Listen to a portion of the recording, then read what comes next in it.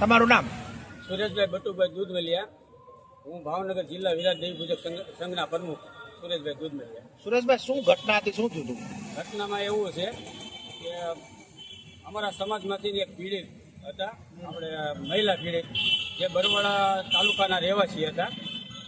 અને એને કોકે એવું કીધું છે કે અમરેલીમાં શાંતાબા જનરલ હોસ્પિટલ સારી હોસ્પિટલ છે, એટલા માટે એ લોકો સારવાર માટે ત્યાં ગયા હતા.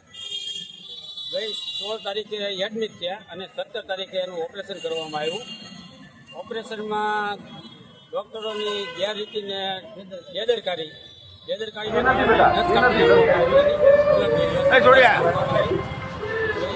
મને કીધું નહીં કે અમે નસ કાપી નાખી છે અને કીધા વગર એ લોકો પાસે બ્લડ મંગાવવા મળ્યા.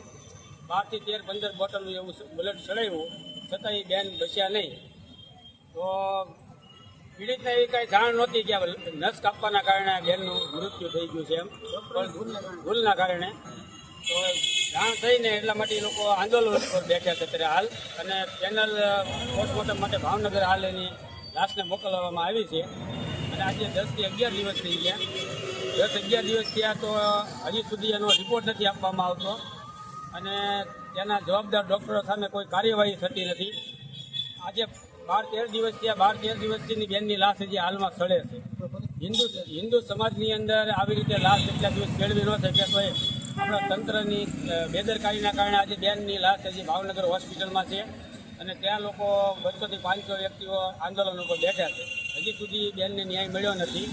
હજી કોઈ આર્થિક સહાય મળી તો અમે કલેક્ટર સાહેબને અમે આવેદન આપવા માટે આવ્યા છીએ.